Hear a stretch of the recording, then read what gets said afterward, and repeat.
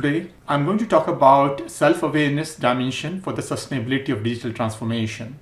In order to sustain digital transformation, it is very important that we are aware of the self aspect of the wisdom. Today's talk is based on my extensive research on the topic of metaphysics of Mother Nature and reality. Let's start by understanding what is self-awareness. There is a phrase in the scriptures, Tharva Gati Karma, Na Tharva Iti Atharva. What it means is the action, the karma of the present, changing, variable mind, that is Atharva, not the time multiplier, multiplies the motion, Gati, of the unchanging linear constant mind, Tharva, with the arrival, Iti, of the past rotating the present.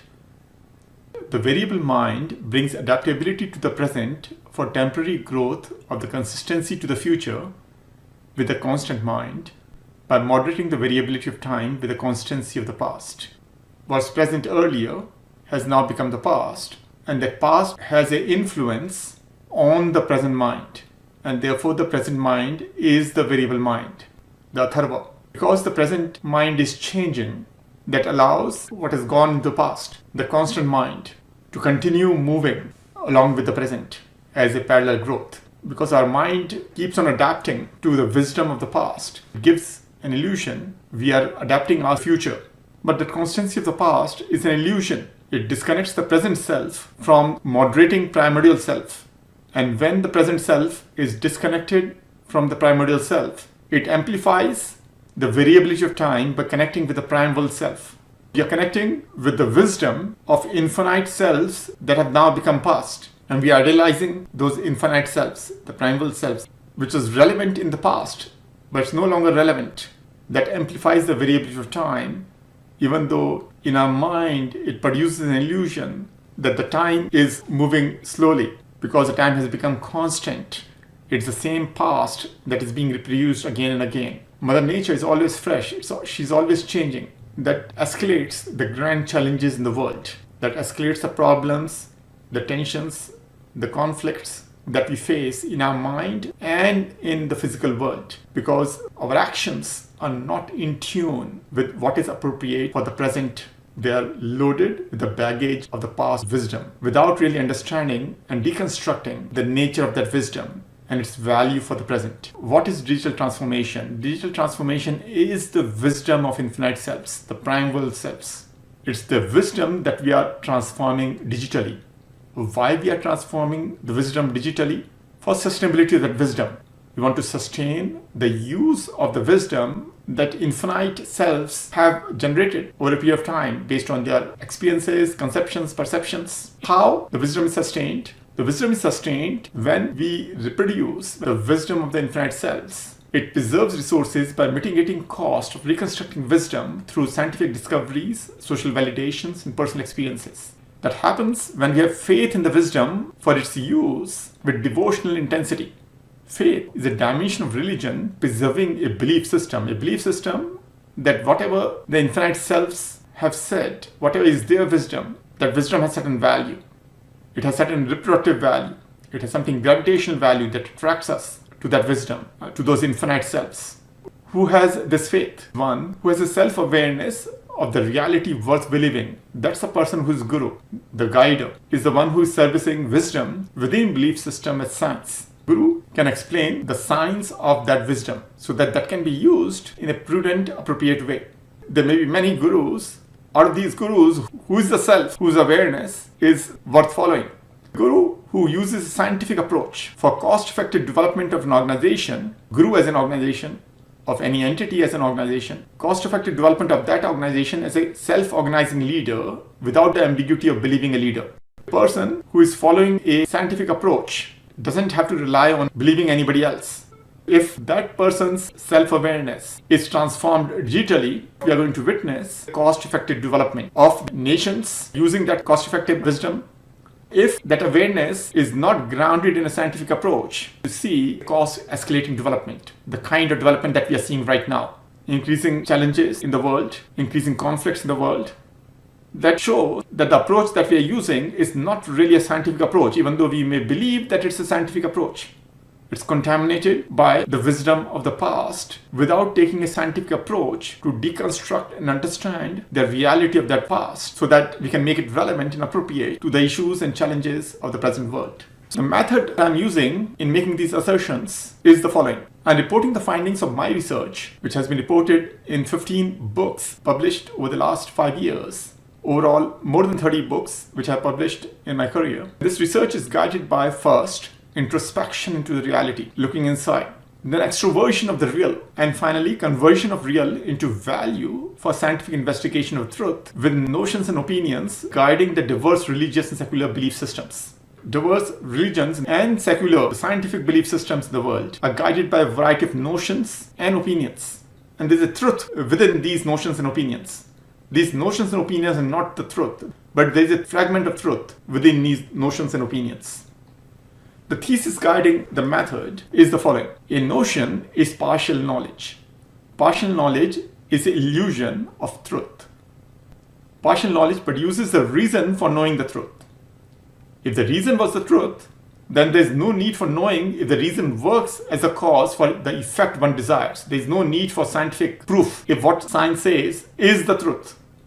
There's no need for testing it again and again with any hypothesis. We are testing a notion because we want to substantiate that the reason works as a cause for the effect one desires. The reason is the causation, it's not the cause. A scientist desires the reason to be true. One opines a theory for the reason to be true, which produces the desired effect. Okay, so theory explains why the reason is true. If reason is producing the desired effect, because there was a conjecture, there was a hypothesis, there was not 100% certainty, the reason will be true. Therefore, one opines a theory, that opinion comes in. Perhaps this is the prior reason why this reason is true. It transcends the reason. This is the nomina of this phenomena. The core findings of my research is that an opiner, a one who opines, produces a theory with mind. Mind conceives the reason by perceiving the desired effect in the vision. The vision may be illusionary, imaginary, or real. The imaginary is the desirable, the spirit of the desired. The illusionary production of the desired transforms the imaginary into real. Illusion is the past dimension of whatever we have imagined. We produce it as an illusion derived from the past. Imaginary is the future dimension, and the real is the present dimension. So when we are visualizing something about future, our mind then reproduces it, and as we are reproducing it, that becomes real to us. The brain perceives the desired effect by experiencing the sensation of the mission of knowing the truth as a product of a desire. Body experiences the sensation a spirit desire, as desirable for knowing the truth. So the truth is being scripted by a spirit to make a person conscious of the reality that exists within the truth. The truth is not the reality. Reality is a sentient entity, a conscious entity. An entity conscious that an entity is the one who spiritualizes absolute truth with a soul. Soul is a consciousness. The absolute truth is the present truth of the sun, the absolute creator. The truth transforms sun into a deity, diffusing solar potential for its potentiation as a self-organizing leader. And that's the truth. The truth is that each one of us is diffusing our potential for its potentiation as a self-organizing leader. A person who is not respecting the wisdom of the infinite selves is potentiating its own potential to be the primordial self. Primordial means Uttam. So there are three classes of self-organizing leader. The first is the ideal, the second is the theory, and the third is reality.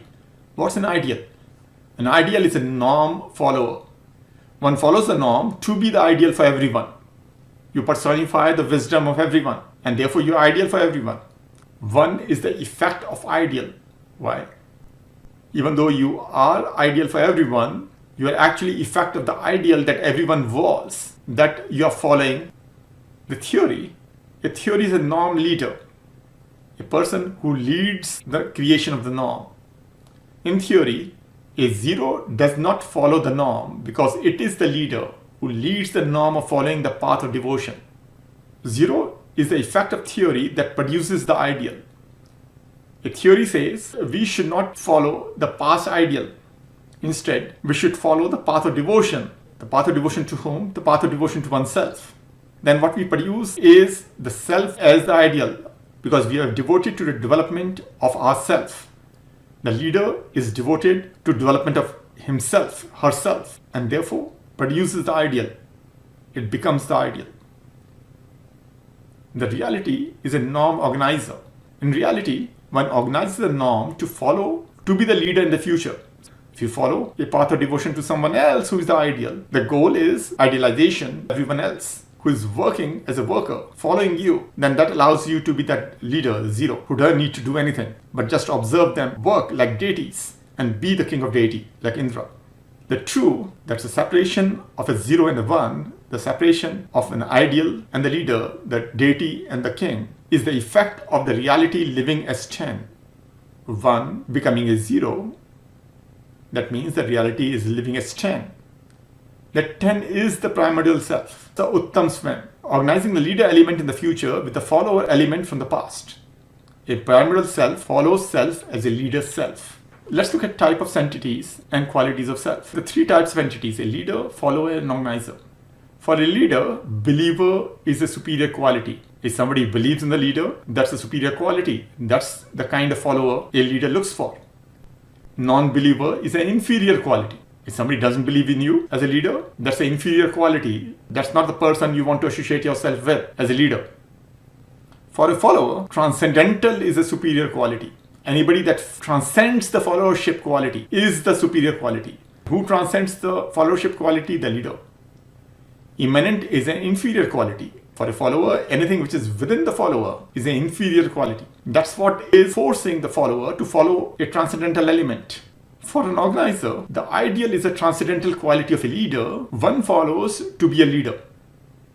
Theory is immanent quality of a follower, to follow a path of devotion to a leader as a test of quality of that leader, to gift freedom from followership, that is moksha.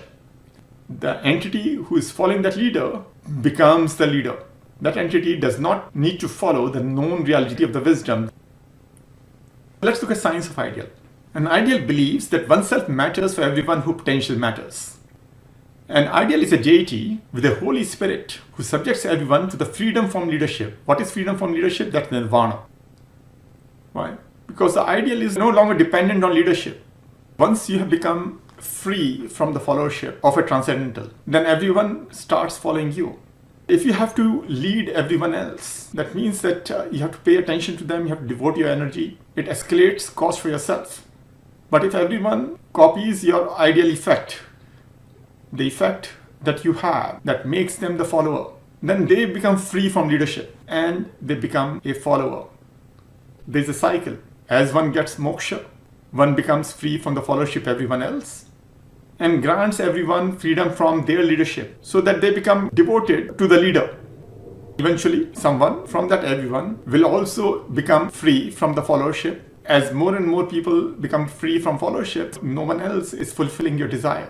Even though you're not following anyone else, you're expecting everyone else to follow you. Eventually, when no one is following you, then your subtle desire that everyone follows you remains unfulfilled. A leader is a devil observing the ideal to capture the Holy Spirit, the Trinetra, of the past, present, and future, three eyes, within a person who is now working like a deity, a worker, fulfilling their dreams like a Shudra of the leader, the Kshatriya. So that leader is a devil. The devil is Sur. Asur is Satan. Sur is the king of deities, Indra. So Indra is expecting that while he enjoys and relaxes and he declares wars, everyone else with their divine qualities, deities, following his command. Why? Because they're idolizing the ideal effect of the leader. They have been freed from leadership. They've all received nirvana, joy of following someone as a leader. So science of theory. Science of theory is the following. The reality effect, the force of reality of the Holy Spirit transforms the devil into the Father, the time multiplier. Reality effect is really that one has become two, a leader and the follower. Each person is personifying the Holy Spirit. Essentially, the devil has become the Father who is bearing those children who personify his Holy Spirit.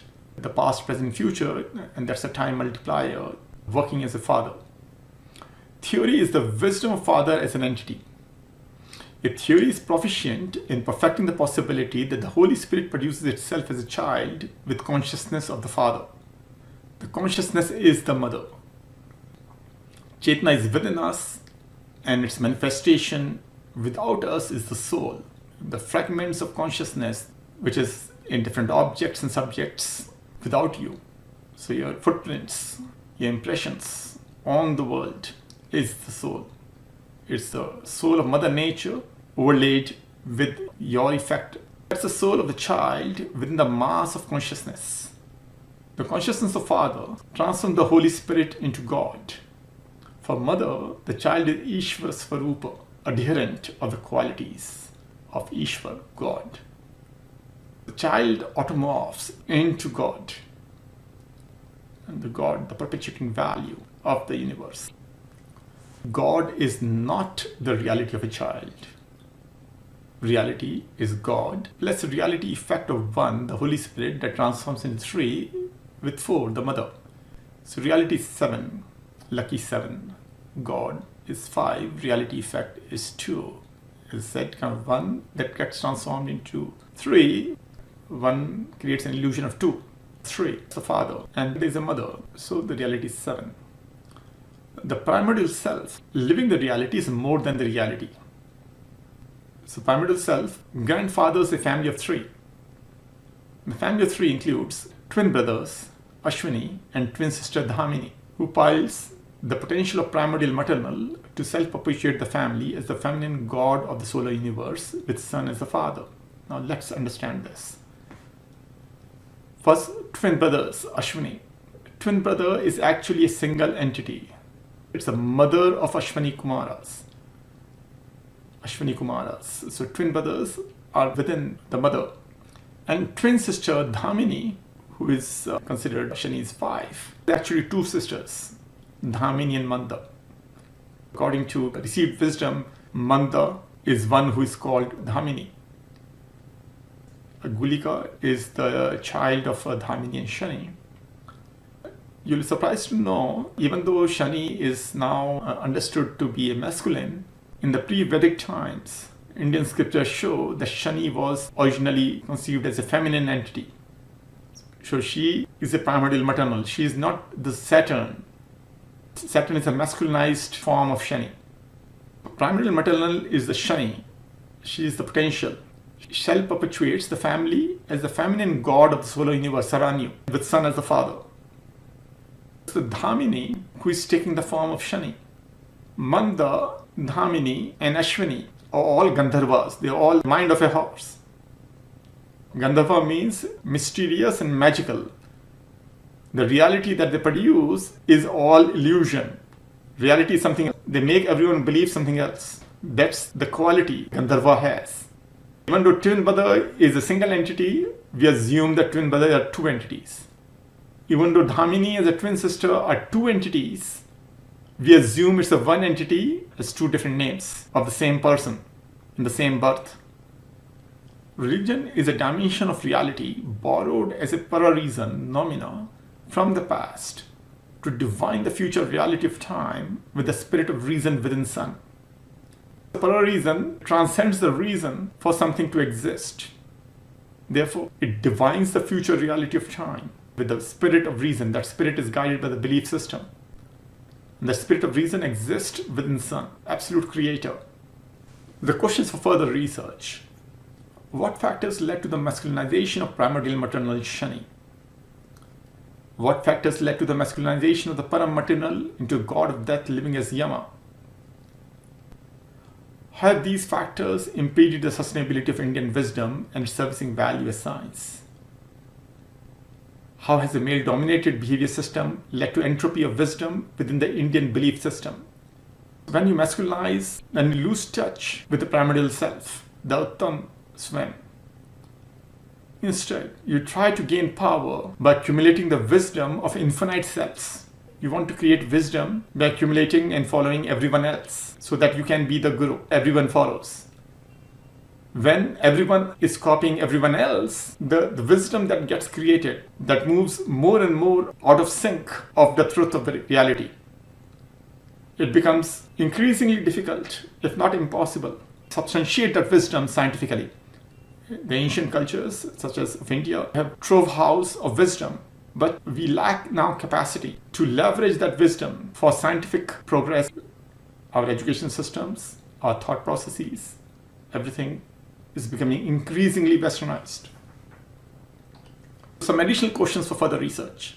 Why wisdom endowed by Mother Nature is not sustainable when nature is subordinated and masculinized with the masculinity of human effect? What are the potential costs of digital transformation of masculinized wisdom grounded in a masculinized Western belief system? We know that Western belief system, God, Father, Holy Spirit, all the three key entities, they're all masculine. We are increasingly becoming more westernized, more masculinized in our thought processes, in our wisdom. And that is increasing the cost. More conflicts. Masculine is not about building relationships, it's about dominance. When the whole game is about power and dominance, there will be more conflicts, there will be more clashes among people, and therefore the cost will escalate. Digital transformation allows replication of that wisdom at larger scale, and where the wisdom itself is about survival of the fittest. It's based on the whole ideology of dominance to seek omnipotence. That artificial intelligence is going to drive humanity to more objectification of the feminine and more subjectivity of the masculine. In that context, what are the potential benefits of the self-awareness of the feminine dimension of Mother Nature? I have written over the last 5 years a 12-book project Vipin, vastly integrated processes inside nature, with books like What is Present Reality? Is present reality? What is divine energy? Is divine energy? What is consciousness? What is paraconsciousness? What is human factor? What is trading factor? What is cultural factor? What's technological growth? And then I have published over the last year 3 books of the 6-book project Bhakti, boosting human agility to kindle totipotent impact. By the way, my wife's name is Bhakti. Of course, my name is Vipin. These attempts to understand my nature and my relationship with my wife, her contributions to my totipotency and my potentiation of my potential. These 3 books, Science of Goalkeeper, Goalkeeper being Shinshi Identity, the shape, Science of Science, and Science of Religion. These 3 books are metaphysics of time, space, and causation, respectively, the causation being the reason. Science of Goalkeeper is about managing goals with the potential within you. The Science of Science is how present reacts when you take future in your hands. And Science of Religion is how the future acts to present the past of your choice. These address a variety of scientific laws, Einstein or quantum mechanics or Newton, a variety of religious ideologies, thought processes, belief systems, spirituality, astronomy. A variety of knowledge systems are investigated and deconstructed. Values are presented in these works. Hope talk was thought-provoking. Thank you very much, and I open up for the questions.